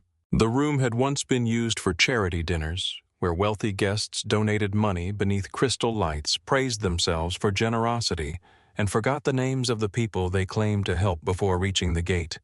She could not build that kind of place. If it happens, she said, families will not be displayed as proof of your kindness. They will not. There will be independent financial oversight. Yes. Licensed professionals will direct treatment. Yes. No child will be promised that effort guarantees a cure. Damian's gaze moved toward the doorway where Hazel had disappeared in Mrs. Parker's arms. "No promises we cannot keep." Nora released a slow breath. "And children who never walk will be treated with the same dignity as those who do." Damian looked back at her. "That should not need to be stated." "It does." He nodded. "Then stated in every room." The paper butterfly above them came loose and drifted to the floor. Nora bent to pick it up. One wing had folded beneath itself. She smoothed it with her thumb. "I am not saying yes tonight. I know. You are not going to pressure me tomorrow. No. The day after that I make no promise." She looked at him. A smile touched the corner of his mouth. Nora laughed softly. It was the first sound in the ballroom that did not belong to the party. 2 weeks later, Damian placed a formal proposal on the kitchen table. It was not a deed. It did not contain Nora's name as the owner of a building she had never requested. It was a plan for a non-profit children's center supported by Cross Logistics and several legitimate companies under Damian's control. The foundation would be governed by doctors, educators, community representatives, and financial professionals who did not answer directly to him. Nora read every page. She wrote questions in the margins. She crossed out language that treated families as recipients of charity and replaced it with language about access, partnership, and choice. Caleb reviewed her changes. He usually pays people to agree with him. Nora looked up from the document. That explains a great deal. Caleb smiled. Across the conference room, Damian pretended not to hear. Dr. Monroe agreed to become clinical director on the condition that the center maintain clear boundaries between education and medical treatment. Nora agreed to complete her certification before accepting a leadership role. The process took months. It did not resemble the easy miracle Damian could have purchased. There were applications, inspections, zoning meetings, insurance requirements, and long discussions about accessibility. Nora rejected the first building because the entrance ramp was too steep. She rejected the second because the therapy rooms had no natural light. The third stood near Lincoln Park. It had once been a small private school. Wide windows faced a garden that had been abandoned for years. The floors were damaged, the paint was peeling, and weeds had grown above the benches outside. Nora walked through the empty classrooms with Hazel holding one hand and Harper holding the other. Harper looked at the cracked walls. "It is ugly." Nora smiled. "It is waiting." Hazel released her hand and walked toward a window. Her right foot still moved differently, especially when she was tired. Some days she used a light brace. Other days, she preferred her walker for longer distances. She touched the dusty glass. "Can the garden have sunflowers, as many as we can grow?" Harper ran into the next room. "I want horses. No horses inside. One small horse, no." Damian stood in the doorway watching them. He could already see what Nora saw. Not damage, possibility. Renovation began in autumn. Nora attended evening classes while continuing to work at the estate. She studied child development, inclusive education, family support, and classroom adaptation. Dr. Monroe taught her how to identify the boundary between encouragement and treatment. Some nights Nora returned from class too tired to eat. She would find a covered plate waiting in the kitchen and notes from the twins beside it. Harper drew pictures of Nora standing on a stage. Hazel drew the wooden fox beside a large yellow building. Damian never signed the notes. Nora knew he had placed the meals there. Their relationship remained suspended between closeness and restraint. There were moments when Damian's hand rested too long at the small of her back as they entered a room. Moments when Nora looked up and found him watching her rather than the children. Moments in the kitchen when conversation stopped, not because either had finished speaking, but because the silence had become more honest than words. Neither crossed the distance. Nora was still employed in his home. Damian understood power well enough to know affection could become another kind of pressure if the person receiving it was not free to leave. Instead, he began changing other parts of his life. The process was quieter and more dangerous than building the center. For years, Damian had maintained a careful border between his legal companies and the organization that gave him influence over Chicago. The border had never been clean. Money crossed it. Men crossed it. Violence crossed it whenever business required an answer the courts could not provide. Now, he began closing doors. 2 private clubs connected to exploitation were sold and permanently shut down. A crew that had used cross-shipping routes to move trafficked women was removed from the organization. Damian did not negotiate. The men responsible disappeared from his operations within one night. Caleb stood in Damian's office after the final meeting. "You understand what people will say, that I have become weak. They will say the maid changed you." Damian looked through the window toward the city. "They may be right." Caleb stared at him. Damian turned. "Not about weakness. Severing criminal ties could not erase what he had done. It could not return lost years or clean blood from old decisions." Damian made no speeches about redemption. He simply began refusing to build his daughter's future with the same choices that had darkened his past. Some captains resisted. Vincent Bellini saw opportunity. A Cross warehouse was burned near Cicero. 2 trucks disappeared. One of Damian's men was injured outside a restaurant. Owen urged retaliation. Damian approved action against the men directly responsible, but he rejected an attack that would have placed Bellini's family at risk. Owen studied him across the desk. 5 years ago you would not have drawn that line. 5 years ago I believed fear was the only language men respected. And now Damian glanced at a crayon drawing taped beside his office door. Hazel had drawn 4 figures beneath a yellow sun. Now I know what fear teaches children. Winter-covered lake forest in white, Nora's mother, Diane Bennett, required another procedure. This time, Damian did not arrange anything without asking. He gave Nora the number for a hospital assistance coordinator connected to the new foundation. "The program is not open yet," Nora said. "The medical support fund is. Did you create it for my mother?" "No." She watched him carefully. "It is available to 12 families this month. Your mother qualifies under the same rules." Nora reviewed the documents before accepting. Diane received treatment through the program. Her condition stabilized enough for her to travel to Chicago in the spring for Nora's certification ceremony. Damian met her outside the auditorium. Diane was smaller than Nora, with silver threaded through her dark hair and sharp eyes that missed little. She looked at Damian's tailored black coat, the security man standing at a respectful distance, and the dark car waiting at the curb. "You are the employer." Damian glanced toward Nora, who was speaking with Dr. Monroe nearby. "I am trying to become something else." Diane's eyes narrowed with interest. "Are you succeeding?" "Not quickly?" "Good." He raised an eyebrow. "My daughter does not trust shortcuts." Damian looked toward Nora again. "Neither do I anymore."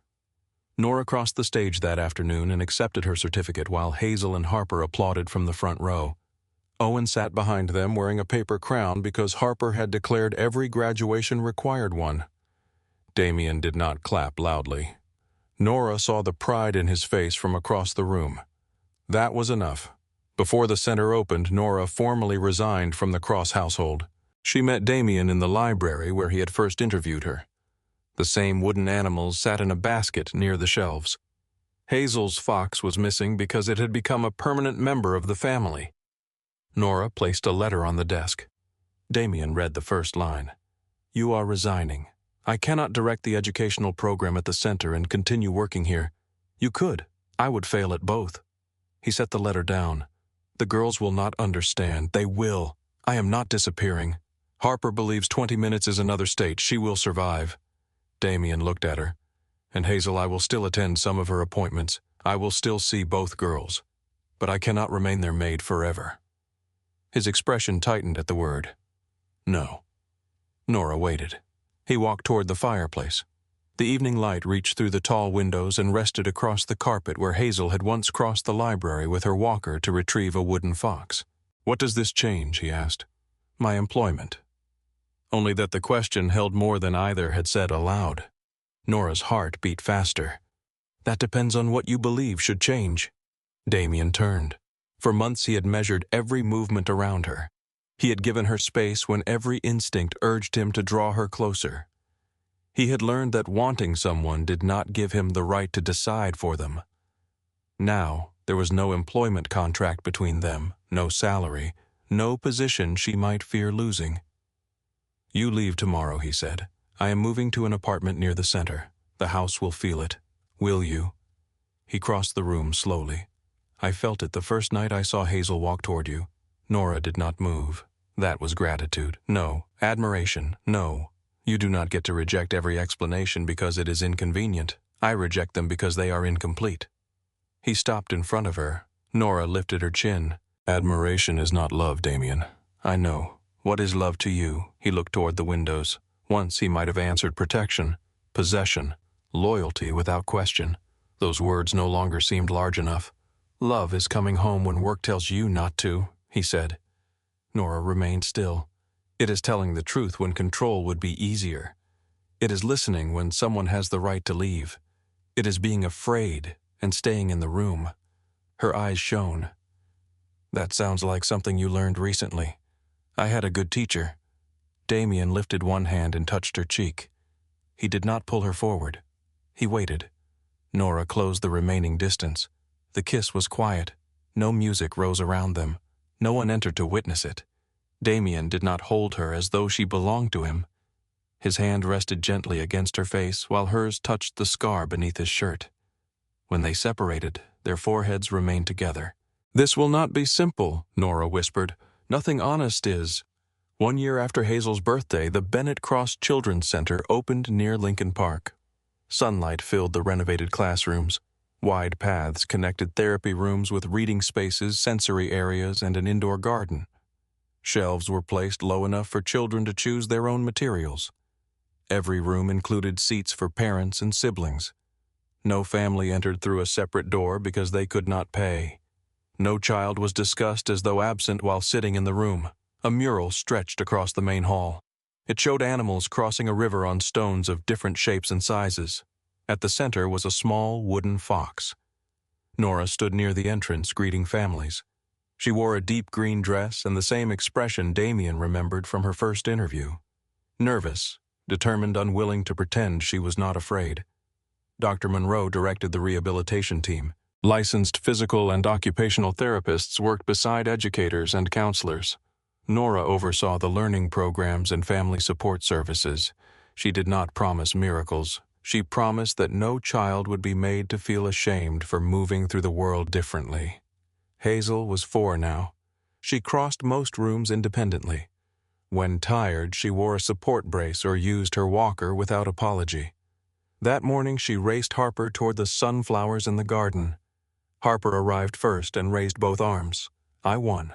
Hazel reached the flowers seconds later, breathing hard and laughing. "You always win. I can run slower tomorrow." Hazel shook her head. "No. Tomorrow I try again." Damian stood near the terrace with Nora. He no longer watched his daughters through a screen unless security required it. He watched them with his own eyes. During the opening ceremony, a small boy arrived with his parents. He gripped a silver walker and refused to enter the activity room. Adults spoke around him about appointments, progress, and exercises. The boy stared at the floor. Nora began moving toward him. Hazel reached him first. She carried the wooden fox beneath one arm. She placed it on the floor between them. The boy looked at her brace. Then he looked at the fox. "I might fall," he whispered. Hazel sat beside him. "Maybe." Nora stopped several feet away. Damian joined her. Hazel pushed the fox closer to the boy. But falling is not the same as failing. The boy released one hand from the walker. Across the hall, Dr. Monroe wiped her eyes. Nora leaned gently against Damian's shoulder. The words had traveled from one frightened child to another, not as a cure, as permission. After Damian gave a brief speech thanking the staff, Harper and Hazel ran toward Nora. Harper reached her first. "Mama Nora, Hazel took my cookie." Hazel followed, offended. "It was on my plate." The name silenced Nora. She looked toward Damian. He did not answer for her. He did not tell the girls what to call the woman they loved. He simply waited. Nora knelt and gathered both children into her arms. Harper pressed her face against one shoulder. Hazel held the wooden fox between them. Diane cried openly in the front row. Caleb looked away to give the family privacy they did not have. Damian joined them. That evening, the 4 returned to the Lake Forest estate. The mansion no longer resembled the house Nora had first entered. Children's drawings remained beside expensive paintings. Books rested on low shelves. Toys waited beneath formal tables. A paper monkey still hung from the kitchen chandelier because Harper refused to let anyone remove it. The house was not quiet. It breathed. At sunset, Damian found Nora on the terrace while the twins chased fireflies across the lawn. He took a small ring box from his pocket. Nora saw it. "Damian, I prepared a speech."